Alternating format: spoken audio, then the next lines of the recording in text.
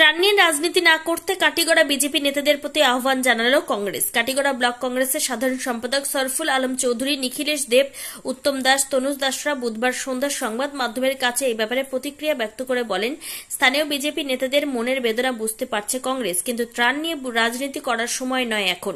মনের সব বেদনা ভুলে এখন বানভাসীদের পাশে দাঁড়ানোর সময়। বিজেপিতে এখন পুরনো কর্মীদের তেমন মূল্য নেই, নতুন বিজেপি নিয়ে সন্তুষ্ট থাকতে হবে বলেও মন্তব্য করেন কংগ্রেস নেতারা। কাটিগড়ার বিভিন্ন অঞ্চলে পানীয় জলের অভাব দেখা দিয়েছে, পশু খাদ্যের অভাবে মরছে গবাদি পশু। রাজনীতি ভুলে মানুষের এসব অভাব অভিযোগ সমাধান করাতে বিজেপির স্থানীয় বিজেপি নেতাদের প্রতি আহ্বান জানায় কংগ্রেস। শুনুন কংগ্রেস নেতার বক্তব্য।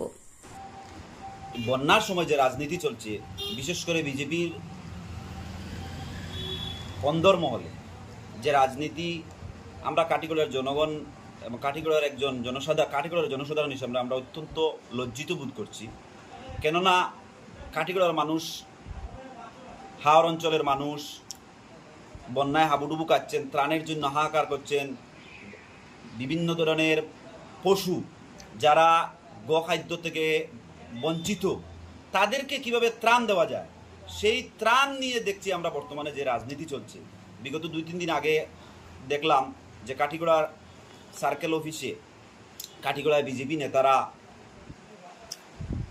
যে উনাদের ঘরের মধ্যে ওনারা এখানে কাটিগড়ায় এসে ত্রাণের জন্য সার্কেল অফিসারকে হুঁশিয়ারি দিচ্ছেন, বাইরের নেতারা এখানে কেন হস্তক্ষেপ করছেন, ওনাদের নেতৃত্ব মানা যাবে না, ওনাদের বাইরের নেতার বহিরাগত নেতাদের রাজনীতি এখানে বরদাস্ত করা হবে না। কিন্তু অত্যন্ত দুঃখের বিষয়, এই সরকার কার সরকার?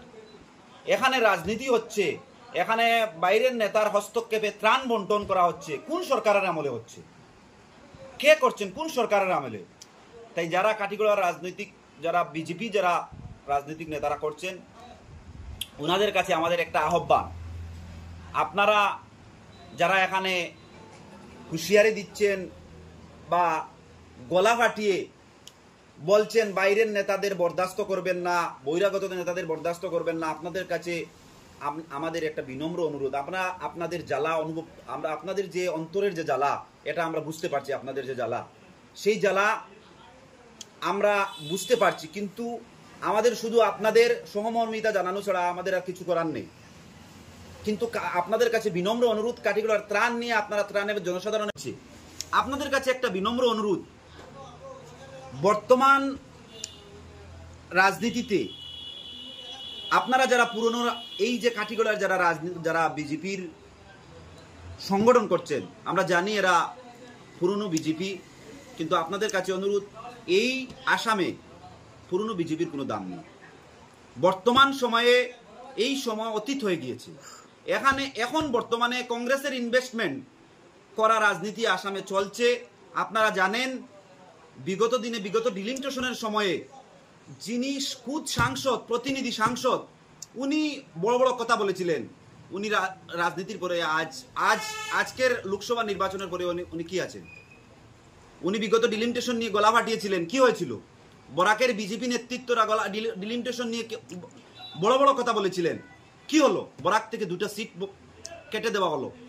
আসামের ওনারা গুয়াহাটিতে গিয়েছিলেন, উল্টো মুখ্যমন্ত্রী দমক দিয়েছেন।